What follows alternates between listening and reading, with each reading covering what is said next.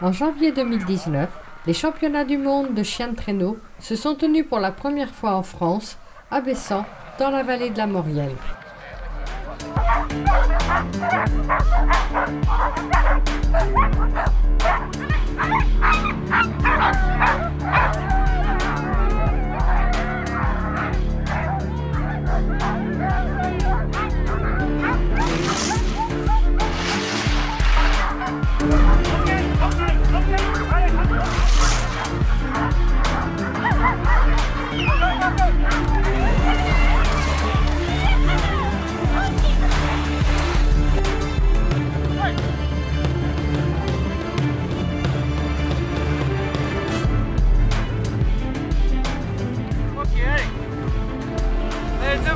Allez, Butch.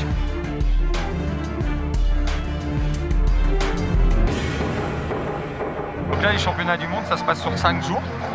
Et il y a plusieurs catégories. Il y a du ski avec des chiens qu'on attelle devant. Il y a aussi la poulka. Puis après, vous avez différents attelages.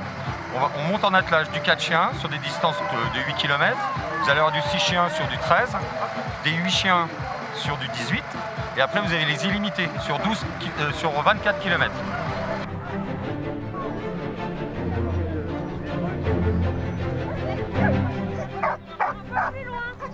Ce sport conjugue les efforts de l'homme et de l'animal. Il nécessite donc une grande confiance, voire même une connivence, entre le chien et son maître. Il a bien bossé, il avait eu très peur le premier jour. Le deuxième, ça allait mieux. Et là, comme si de rien n'était, comme s'il avait toujours fait ça. Il me regardait, il regardait les autres partir. C'était son deuxième week-end en fait, et il a super bien bossé. Bah pour un 18 mois, t'as bien travaillé. Ah, ma grande fille, t'as bien travaillé. Bien.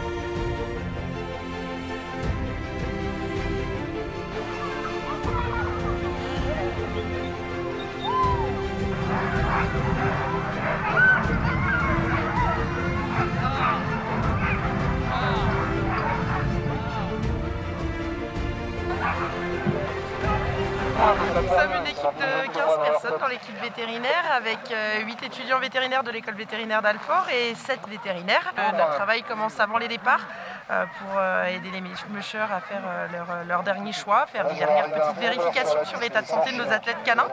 On les inspecte sur la ligne d'arrivée pour vérifier la façon dont le chien a réagi à l'effort physique qu'il vient de fournir. Ça permet de tout de suite donner des informations à ceux qui restent sur la stakeout, donc l'endroit où donnent les chiens, pour que ceux sur la stakeout puissent prendre en charge des éventuels petits bobos.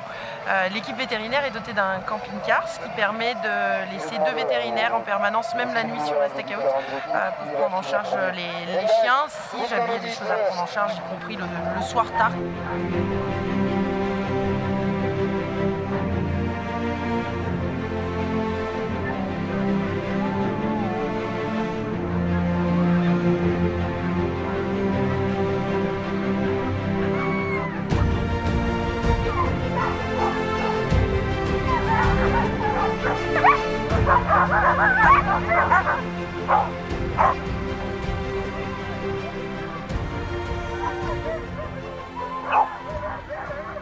Donc sur une épreuve de ce niveau, il y a également des contrôles antidopage qui sont réalisés par une équipe de l'IFSS, donc de la Fédération internationale, Ils travaillent en partenariat avec les vétérinaires au besoin, c'est-à-dire que si on a besoin de leur remonter des informations, des doutes qu'on peut avoir, si ce n'est pas produit cette année, on va leur signaler. Sinon les contrôles sont réalisés de manière à la fois aléatoire et plus ciblée, puisque les premiers concurrents du podium vont être contrôlés aussi bien pour l'athlète canin que l'athlète humain.